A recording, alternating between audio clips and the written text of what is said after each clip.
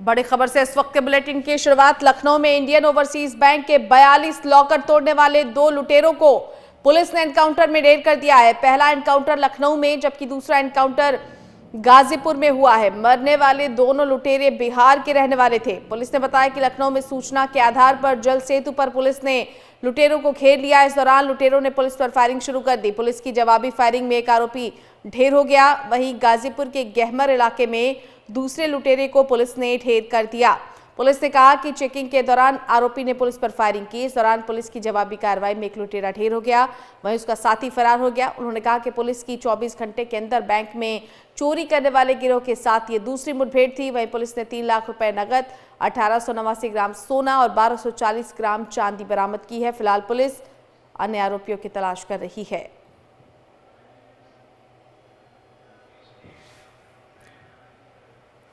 चलिए सीधे रुक कर लेते हैं। ब्यूरो हेड संजीव सिंह हमारे साथ जुड़ गए हैं। संजीव, बड़ी कामयाबी है जिस तरह से पुलिस ने 2 आरोपियों का एनकाउंटर किया है।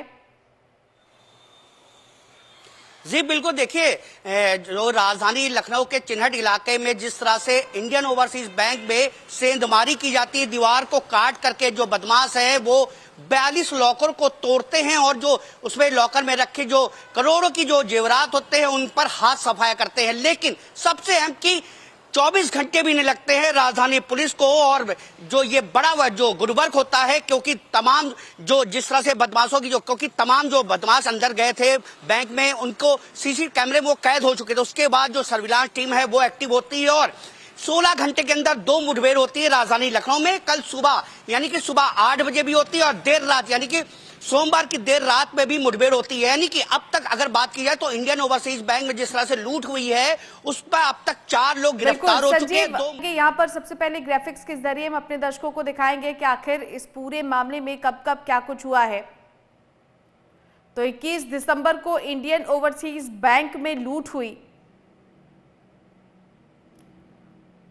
इंडियन ओवरसीज बैंक के 42 लॉकर काटे गए और इस पूरे घटनाक्रम से अफरा तफरी का माहौल रहा। लुटेरे 42 लॉकरों से करोड़ों की ज्वेलरी लेकर फरार हो गए।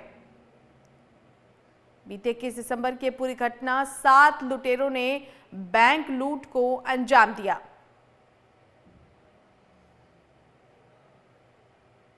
पुलिस ने मामले की जांच के लिए 6 टीमें गठित कर दी।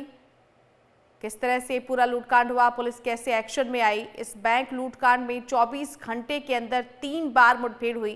पुलिस अपराधियों के पीछे पूरे तरीके से पड़ चुकी थी। 23 दिसंबर को लखनऊ में पहली मुठभेड़ और 3 आरोपी गिरफ्तार किए गए और उसके बाद 23 दिसंबर की रात लखनऊ में दूसरी मुठभेड़ हुई जिसमें एक आरोपी को ढेर कर दिया गया।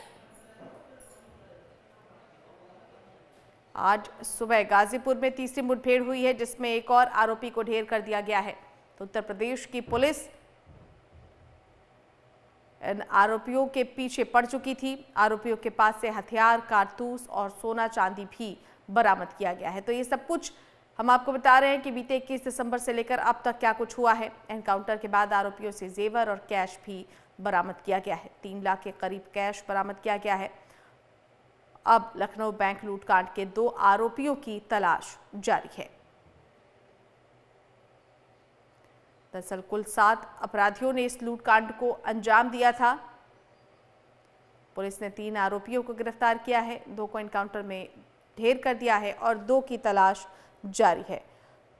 तो संवाददाता हमारे साथ ब्यूरो हेड संजीव सिंह जुड़े हुए हैं। संजीव, अपनी बात को कंप्लीट करें क्योंकि देखिए यूपी पुलिस वही कर रही है जिसके लिए वो जानी जाती है और यही वजह है कि अब तक 2 अपराधी ढेर कर दिए गए हैं, 3 गिरफ्त में हैं। बाकी 2 की तलाश के लिए क्या कुछ कर रही है पुलिस? देखिए जिस तरह से इंडियन ओवरसीज बैंक में जिस तरह से लूट हुई है और 7 लोगों के जो है नामों की जो है लिस्ट जारी हुई, उसके बाद जो राजधानी पुलिस के साथ यूपी पुलिस भी एक्टिव मोड में आ गई। और क्योंकि 2 मुठभेड़ राजधानी लखनऊ में 16 घंटे के अंदर होते हैं, तीसरा मुठभेड़ गाजीपुर यानी कि क्योंकि जो ये अपराधी जो बदमाश थे वो बिहार के बताए जा रहे हैं, तो उसको लेकर के पूरे यूपी से लेकर के बिहार तक पुलिस एक्टिव मोड में थी। तमाम सर्विलांस टीम लगी हुई थी, क्राइम ब्रांच लगा हुआ था। कल ही जो है डीजीपी प्रशांत कुमार ने भी साफ कहा था कि जिस तरह से ये घटना हुई उसका 24 घंटे के अंदर ही पुलिस ने अनावरण कर दिया है। लेकिन सबसे अहम, अभी भी 3 ऐसे अपराधी हैं जो अभी पुलिस के शिकंजे में नहीं है, लेकिन वो भी अभी रडार पे हैं और बहुत जल्द ही वो तीनों अपराधी पुलिस के शिकंजे में हो जाएंगे। जी बिल्कुल, क्योंकि संजीव देखिए जिस तरह का ये पूरा घटनाक्रम था, इसने कहीं ना कहीं अफरा तफरी का माहौल कर दिया। उत्तर प्रदेश पुलिस के कानून व्यवस्था पर भी सवाल उठाए और ऐसे में इस तरह की सजा होनी चाहिए थी ऐसे अपराधियों के खिलाफ जो बेखौफ होकर बैंक में इस तरह के लूटकांड को अंजाम देते हैं। लोग बड़ी उम्मीदों के साथ और बहुत सुरक्षा के साथ बैंक के लॉकर में अपनी कीमती चीजें रखवाते हैं ताकि वो सुरक्षित रहे।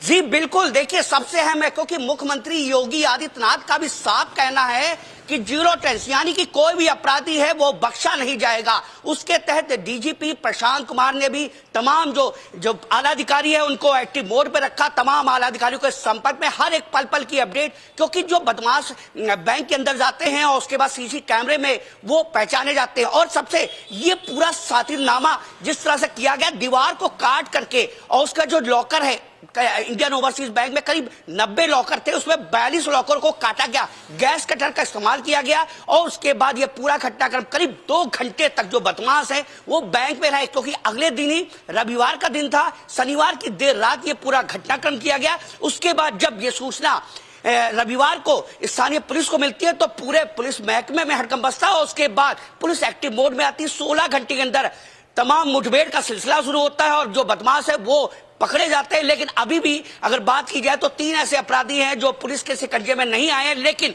अभी भी वो रडार पे पुलिस का भी मानना है कि जल्द ही उन अपराधियों को गिरफ्तार कर लिया। लेकिन सबसे अहम कि लॉकर में जो करोड़ों के जेवरात जो लोग हैं वो अपने पूरे जीवन भर की जो संपत्ति है वो लॉकर में रखती है, लेकिन जिस तरह से लॉकर टूटना और गैस कटर का इस्तेमाल बदमाशों द्वारा किया जाना, ये अपने आप में सवाल होता है कि आखिरकार बैंक में रखे जो लॉकर है वो कितने सुरक्षित है। जी